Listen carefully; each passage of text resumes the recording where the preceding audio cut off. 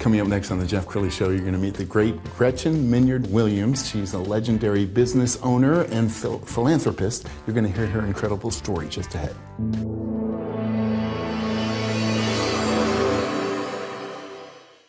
Many are predicting that the worst is yet to come, which is unfortunate, said one person here.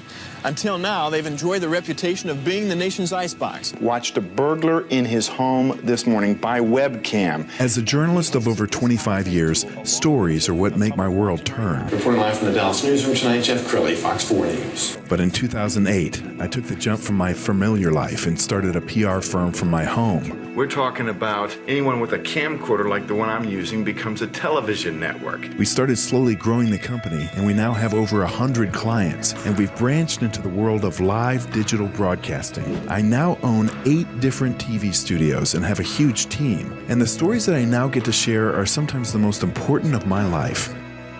Life has a funny way of coming around full circle. This is the Jeff Crilley Show. Well, I'm so excited about my next guest because I moved to Dallas in 1992, and she was already a household name. Who didn't know Gretchen Minyard Williams? She's a brilliant philanthropist, and her family is storied because they own the Minyard's grocery store chain. Gretchen Minyard Williams, thanks for coming on the show. Thank you. Awesome. All right, well, I want to start back in time because the Minyard grocery store chain, I guess it was called Minyard's Food Stores, started in what year? 1932. 1932. And tell me that story. My dad and his brothers and a sister started it in 1932 over by Woodrow Wilson High School. Lindsley Avenue was the original number 1. And we had 3 locations at that street address, and then we grew, and in 1987 we bought 17 Safeways. Wow. So when Safeway was leaving the market here in Dallas-Fort Worth, we bought 17 of their stores and closed 5 of our underperforming stores, and so netted 12. And then eventually we went into the Carnival Food Stores and Sack and Save. So Carnival was more for the ethnically diverse, and then Sack and Save was for your price-conscious shopper. And so we had 3 different ways to, 3 different brands. Was it a total of 80 stores altogether? 80 stores was at our high, and over $1 billion a year in sales. Congratulations! That has to be it's so wonderful. Fun to be a part of that. We have a picture off of one of your websites, and this is I don't know if this is the original store, or explain what we're looking at. It is a replica of the original store. The original store was eaten by termites, and so it was gone. And then they rebuilt a smaller store there, and we had a replica on our property in Coppell. We have 42 acres out there, and it was on the corner. And we had collected antiques. So we had National Biscuit Company, Nabisco. Sure. And then your bread would be outside, and cheese cutters, tobacco cutters, an ice box. So school groups could come in and take tours, and we had a history of it. It was really, really special. Is it still there? It is in the city of Coppell in their old town. Okay. So they still use it, and it's open for tours. That's awesome. Okay, tell us about your first job with Minyard. With Minyard, yes. My dad didn't give allowances. He said, you can come to work.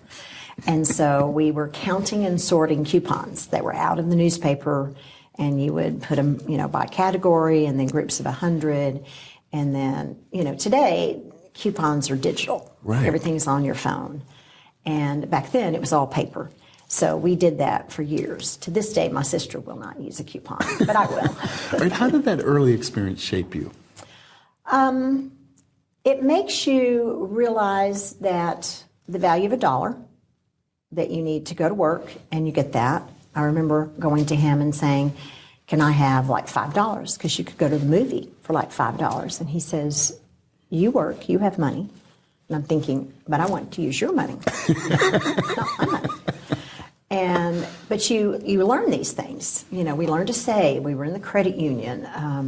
You understood how your check worked, your gross versus net. Yes. Young people don't quite understand, what that means until they're like, oh no. And it was a great experience. Okay, when I was preparing for the show this morning, I go to YouTube and I put in Minyard, and up pops a commercial. I think this is circa 1980.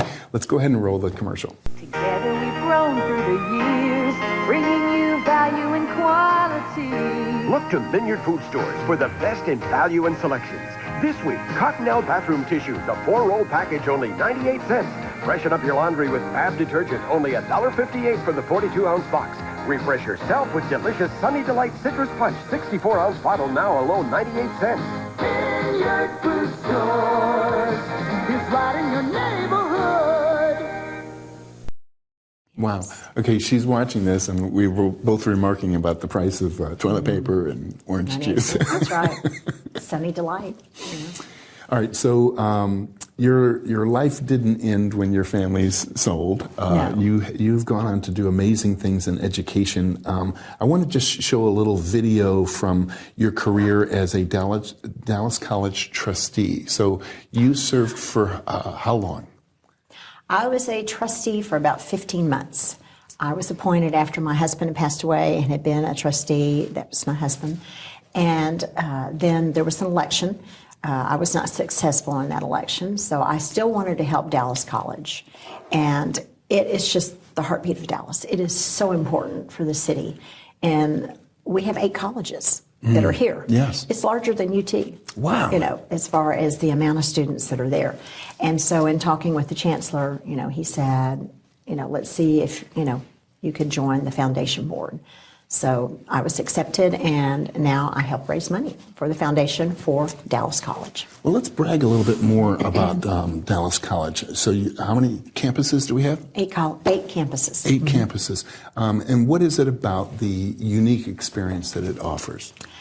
It is the basis for the city for workforce readiness. You know, not everyone's going to be a doctor or an attorney or a licensed type professional. Sure. But we have 4-year education degree.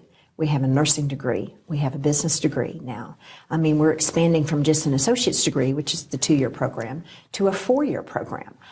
You just love it. You Yes. love that they are getting things ready. We have lots of partnerships with large companies. I mean, they're doing aviation. They're doing HVAC training.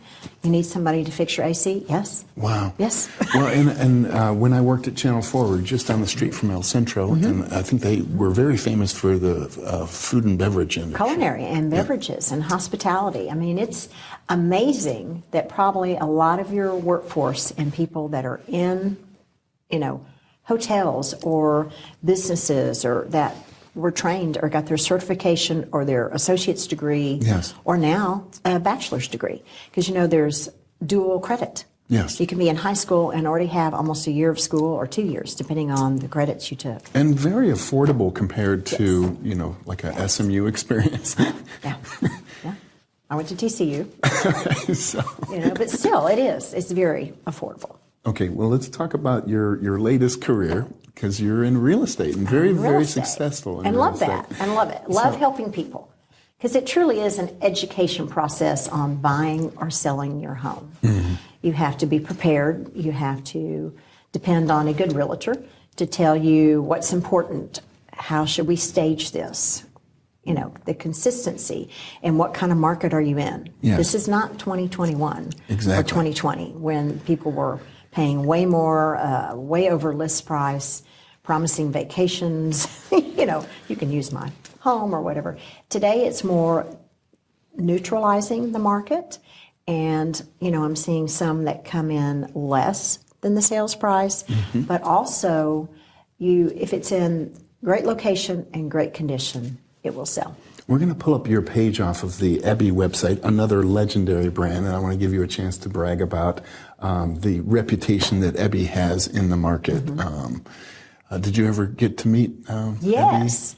Years ago, the Historical Society, we were awarded, and we were at the Hall of State for an event, and Ebby and I had on the same black St. John suit.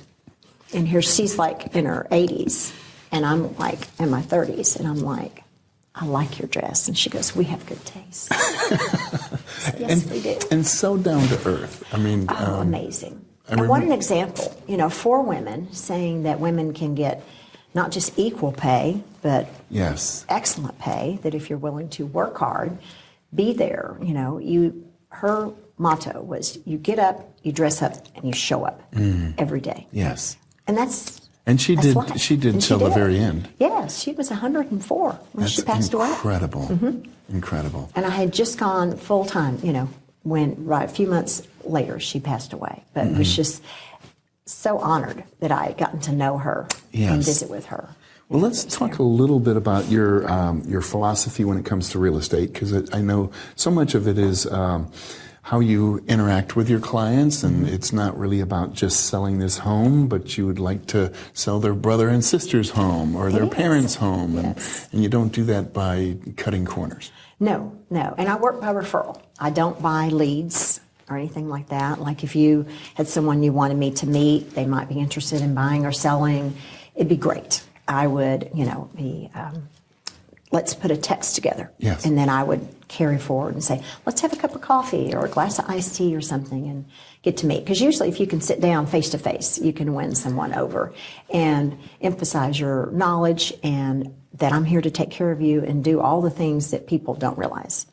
That we negotiate, we take care of things, we make sure the financing is in place. We're the ones calling the lender. Are things going well? Yes. We're doing all these things in the background to make sure it's a smooth transition so that when you get to the closing table, it closes and it closes in funds. Well, it also strikes me that when you're a successful realtor, you're also a therapist, because people sell homes during some of the most difficult times of their lives. That can be challenging, and it's one that you learn to listen.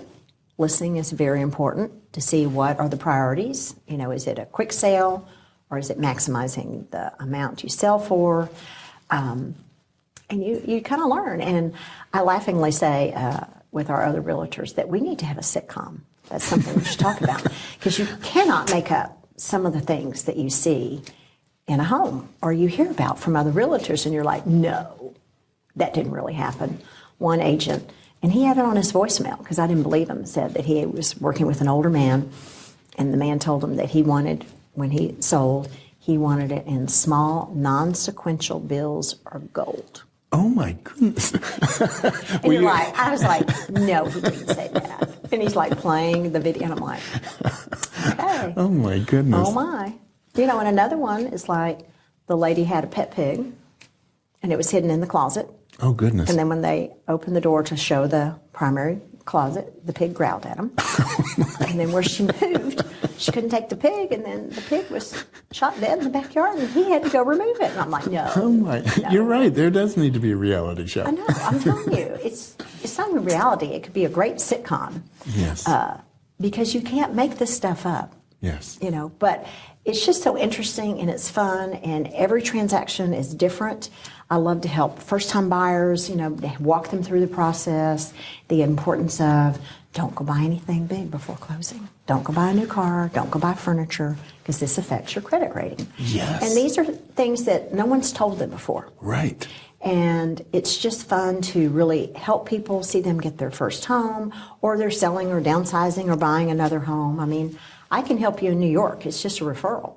But you want to make sure they're well taken care of. Yes. And that's the bottom line, that they're happy, they had a great experience, and you minimize the stress. Because moving is a stressful event. Yeah, and I think we're coming up on an exciting time. Mortgage rates are finally starting to go down. Down a little bit. I mean, That's great. do you see a pretty good year? Yes. They're saying that 2026 is going to be a great year, that it's going to be, similar to what 2018 was. That's what wow. the economists are saying. So we're like, time will tell. But it's great to be enthusiastic and say, we're going to do this, and we're going to get some things sold and get some listings. I just was looking at an offer that came in on a listing I have that's going to be for just lot value. So it's like, but we helped organize the estate sale, everything that needed to happen prior.